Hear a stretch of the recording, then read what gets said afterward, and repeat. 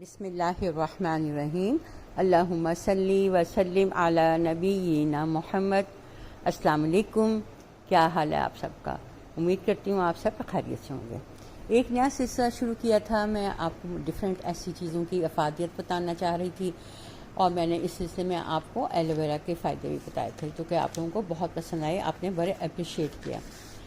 इसी सिलसिले में मैं एक ऐसी चीज़ के बारे में आज आपको बताऊंगी जिसको कि हम लोग बहुत मामूली सा एक स्पाइस समझते हैं जो हमारे किचन में मौजूद होता है और हम हर खाने में डालते हैं, लेकिन इसकी इतनी ज़्यादा अफादियत है, इसके बारे में हमें पता ही नहीं है। तो मैं उसके बारे में कुछ आपसे डिस्कस करना चाह रही हूँ, आपको पता लगेगा ये किस कदर फ़ायदेमंद है।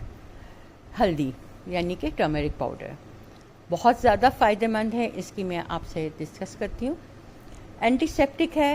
ये पहले ज़माने में जब ज़ख़म लग जाते थे तो ज़ख़मों के ऊपर हल्दी का लेप किया जाता था। इनके ये एंटीसेप्टिक प्रॉपर्टीज रखती है, तो इसकी वजह से वो ज़ख़म ठीक हो जाते थे और ज़ख़म को बढ़ने से भी रोकती है। हल्दी के अंदर एक ऐसी चीज़ होती है जिसको कि हम करक्यूमिन कहते हैं। ये जो करक्यूमिन है, इसके अंदर एंटी इन्फ्लेमेटरी प्रॉपर्टीज़ होती हैं जो कि सूजन से बचाने में मददगार साबित होती हैं।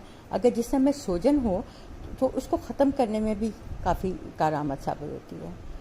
एंटीऑक्सीडेंट होती हैं, प्रॉपर्टीज़ हैं इसके अंदर, जिसकी वजह से जिस्म में जो भी कोई जहरीला मवाद या फ्री रेडिकल्स पैदा होते हैं, ये इसको अपने साथ जोड़कर जिस्म से निकालने में मददगार साबित होती है, जिसकी वजह से हम बहुत सारी बीमारियों से बच सकते हैं। सबसे पहले अल्सर। अगर मैदे में अल्सर है तो हल्दी का इस्तेमाल काफ़ी फ़ायदेमंद होता है। हल्दी एंटीसेप्टिक है, तो इसकी वजह से ये मैदे के ज़ख़मों को में भी भरने में मददगार साबित होती है। ये कैंसर से बचाने में भी मददगार साबित होती है, कैंसर को बढ़ने फैलने से रोकती है। आर्थराइटिस एक ऐसी बीमारी है जो कि ऑटो इम्यून डिजीज़ जिसको हम कहते हैं। ऑटो इम्यून डिजीज़ से मुराद है कि हमारी अपनी बॉडी हमारे ही ख़िलाफ़ रिएक्ट करना शुरू कर देती है। आर्थराइटिस की अभी तक कोई दवाई नहीं आई और ये बीमारी इंतहाई तकलीफ़ की होती है। इसमें जिस्म में जगह जगह सूजन हुई होती है और जो मरीज़ है वो अपने हाथ पाँव हिला नहीं पाता, जिस जगह ज़्यादा ज़ोर होता है हाथ पास कर बंद भी नहीं कर पाता, चलने फिरने में तकलीफ़ होती है। हल्दी इस सूजन को कम करती है, इस तकलीफ़ के दर्द को कम करती है और काफ़ी हद तक इससे दर्द में रिलीफ मिलता है। अगर आर्थराइटिस के मरीज़ हल्दी इस्तेमाल करते हैं तो उनको काफ़ी हद तक दर्द में कमी हो जाती है। इसी वजह से कहा जाता है कि जोड़ों में दर्द हो या तकलीफ़ हो तो हल्दी का इस्तेमाल करें। जिगर के लिए भी हल्दी बहुत अच्छी है। करक्यूमिन एंटीऑक्सीडेंट प्रॉपर्टीज़ रखता है। जिगर हमारे जिस्म से जहरीला मवाद जितने टॉक्सिस हैं इनको निकालता है, डिटॉक्सिफाइड करता है। कभी कभी ऐसा भी होता है कि जिगर के इसी काम की वजह से जिगर के अंदर बहुत से टॉक्सिस जमा हो जाते हैं। हल्दी इन टॉक्सिस को निकालने में बहुत मददगार साबित होती है।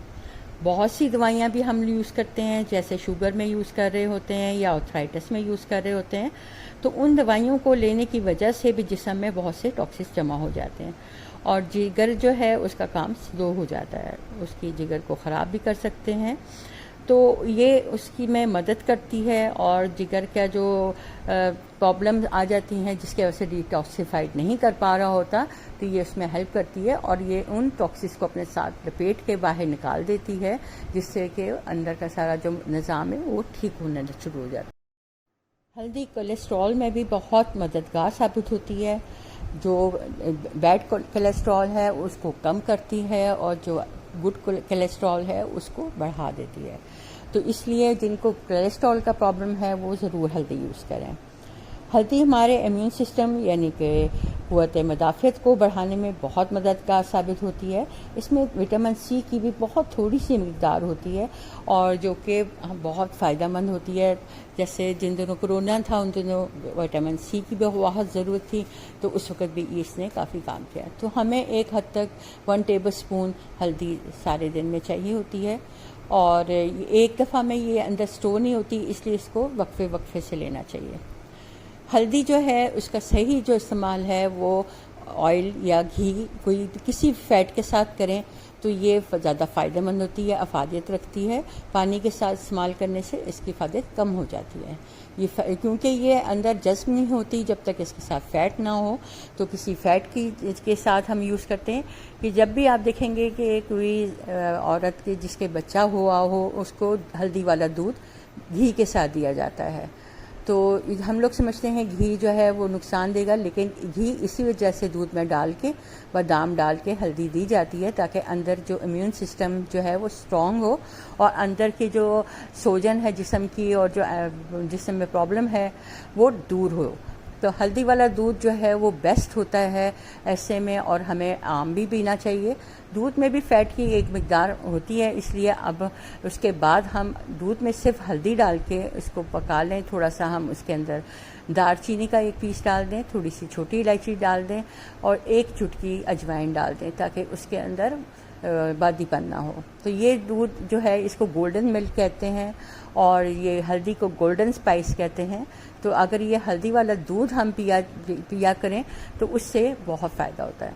अगर किसी को ये हल्दी वाला दूध सूट नहीं करता तो वो हल्दी वाले दूध के बदले हल्दी को खाने में डाल के यूज़ कर सकते हैं, क्योंकि खाने में भी हमारे पास घी या ऑयल होता है तो वो भी उसी तरह ही फ़ायदा देता है। नाश्ते में आप ऑमलेट के अंदर डाल सकते हैं या फिर सालन के अंदर डाल दें तो आपके लिए उसी तरह ही फ़ायदेमंद होगा। कई लोग इसको कैप्सूल में डाल के भी यूज़ करते हैं। अमेरिका में तो बाकायदा हल्दी के कैप्सूल मिलते हैं जो कि काफ़ी महंगे होते हैं, तो हम इनको यहाँ पे भी बना सकते हैं। मैं अपनी आगे किसी वीडियो में आपसे हल्दी को प्रिजर्व करने का तरीका भी शेयर करूँगी, किस तरह से हम हल्दी को लगा सकते हैं, कैसे उसको हम सेव कर सकते हैं। वो मेरे जब सर्दियाँ आएंगी तो मैं तब आपको बताऊंगी, क्योंकि ये सर्दियों में आती है और आप लोग सर्दियों में काफ़ी सारी क्वांटिटी में हल्दी लेके उसको सेव कर सकते हैं पूरे साल के लिए। तकरीबन 10 किलो आप कच्ची हल्दी लें तो आपकी 1 kg से थोड़ी सी ऊपर 1.25 kg के करीब आपको ड्राई हल्दी मिलती है, क्योंकि इसका जब वाटर सूखता है, ड्राई होता है, तो ये तब इतनी थोड़ी सी मिलती है।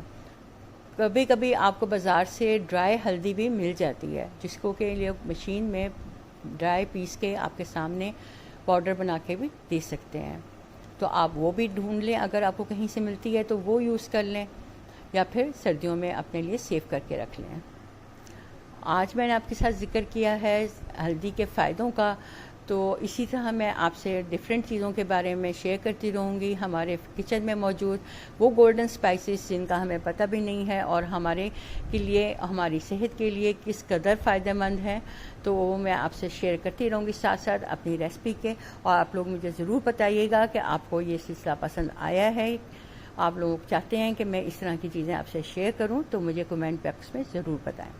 मुझे आपके कमेंट्स का इंतज़ार रहेगा। और साथ मुझे अब ये भी ज़रूर बताएं कि आप क्या चाहते हैं कि अब नेक्स्ट में किस चीज़ के बारे में आपसे डिस्कस करूं, तो मैं आपके साथ फिर उसी पे चलेंगे।